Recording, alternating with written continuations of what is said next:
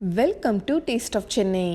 இன்றைக்கி நம்ம சூப்பர் டேஸ்டியான முட்டை மக்ரோனி எப்படி செய்கிறதான் பார்க்க போகிறோம். இது வந்து பிரேக்ஃபாஸ்ட், ஈவினிங் ஸ்நாக் இல்லைனா டின்னர் கூட சாப்பிட்லாம். இப்போ வாங்க எப்படி செய்கிறதுன்னு பார்க்கலாம்.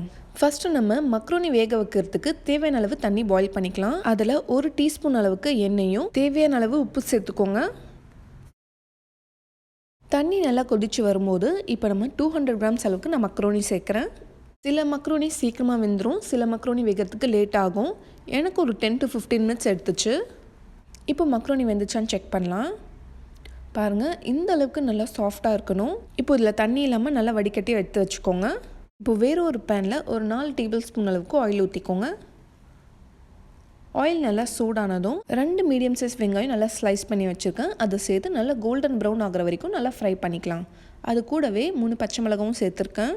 வெங்காயம் நல்லா இந்த அளவுக்கு கோல்டன் ப்ரௌன் ஆனதும் இப்போ ஒரு 3 டீஸ்பூன் அளவுக்கு ஜிஞ்சர் கார்லிக் பேஸ்ட் சேர்க்குறேன். இதோட பச்சை வாசனை போகிற வரைக்கும் இதை நல்லா ஃப்ரை பண்ணிக்கலாம்.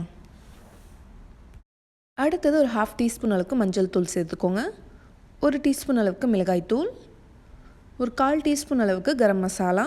இப்போ இந்த மசாலா ஸ்மெல்லாம் போகிற வரைக்கும் இதை நல்லா ஃப்ரை பண்ணிக்கலாம். இப்போ 2 தக்காளி நான் பேஸ்ட்டாக அரைச்சி வச்சுருக்கேன். இப்போ அதையும் சேர்த்துக்கலாம். தக்காளி அரைச்சி சேர்த்திங்கன்னா உங்களுக்கு மசாலா நிறைய இருக்க மாதிரி இருக்கும். மக்ரோனிக்கு இப்படி தான் நல்லாயிருக்கும். ஃப்ரெஷ்ஷாக தான் தக்காளி அரைச்சி போடணும். இந்த கேன்டு டொமேட்டோ பேஸ்ட்லாம் போடாதீங்க, டேஸ்ட் நல்லா இருக்காது. மசாலாவுக்கு தேவையான அளவு உப்பு சேர்த்துக்கோங்க. இப்போது ஒரு 5 மினிட்ஸ் அப்படியே சிம்லே வச்சுருங்க. அந்த தக்காளியோட பச்சை வாசனை போய் எண்ணெய் நல்லா பிரிஞ்சு வரணும். இப்போ அது வரைக்கும் நம்ம வெயிட் பண்ணலாம்.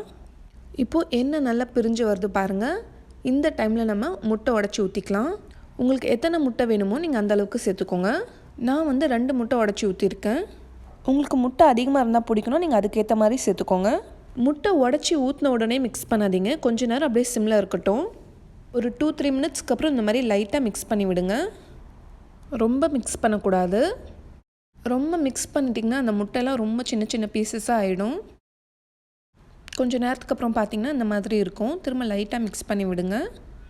இப்போ முட்டை ஓரளவுக்கு வெந்திருக்கு, ஆனால் ஃபுல்லாக வேகலை. இப்போ இந்த ஸ்டேஜில் நம்ம மக்ரோனி சேர்த்துடலாம். அப்போ தான் முட்டை வந்து இந்த மக்ரோனியில் நல்லா மிக்ஸ் ஆகும். இப்போ இதை பொறுமையாக மிக்ஸ் பண்ணி விடுங்க. இப்போ லாஸ்ட்டாக கொஞ்சமாக கொத்தமல்லி தழை சேர்த்துக்கோங்க. இதை மிக்ஸ் பண்ணி விட்டுட்டு கொஞ்சம் நேரம் அப்படியே சிம்லே இருக்கட்டும். 5 மினிட்ஸ்க்கு அப்புறம் சுவிட்ச் ஆஃப் பண்ணிடுங்க. ஒரு 15 to 20 மினிட்ஸ் அப்படியே மூடி வச்சுருங்க. அதுக்கப்புறம் நம்ம சர்வ் பண்ணால் ரொம்ப டேஸ்ட்டாக இருக்கும். இதில் முட்டை ஸ்மெல்லாம் உங்களுக்கு சுத்தமாக வராதுங்க, ரொம்ப டேஸ்ட்டாக இருக்கும். நீங்கள் இதை லஞ்ச் பாக்ஸுக்கும் கொடுத்து அனுப்பலாம். குழந்தைங்க ரொம்ப விரும்பி சாப்பிடுவாங்க. யாராச்சும் கெஸ்ட்டு வந்தால் கூட நம்ம ரொம்ப குவிக்காக இதை செஞ்சிடலாம். ரொம்ப ஈஸி, ரொம்ப டேஸ்டி கூட. ஸோ நீங்களும் ட்ரை பண்ணிவிட்டு எப்படி வந்துச்சு உங்களோட ஃபீட்பேக் எங்களுக்கு சொல்லுங்கள். என்னோடய ரெசிபி உங்களுக்கு பிடிச்சிருந்தால் லைக் பண்ணிவிட்டு உங்களோட ஃப்ரெண்ட்ஸ் அண்ட் ஃபேமிலிக்கும் ஷேர் பண்ணிக்கோங்க. இந்த மாதிரி நல்ல ரெசிபீஸ்க்கு எங்கள் சேனல் டேஸ்ட் ஆஃப் சென்னையை மறக்காமல் சப்ஸ்கிரைப் பண்ணுங்கள். நாளைக்கும் இதே மாதிரி வேறொரு இன்ட்ரெஸ்டிங்கான ரெசிபியில் சந்திப்போம். Thank you so much for watching.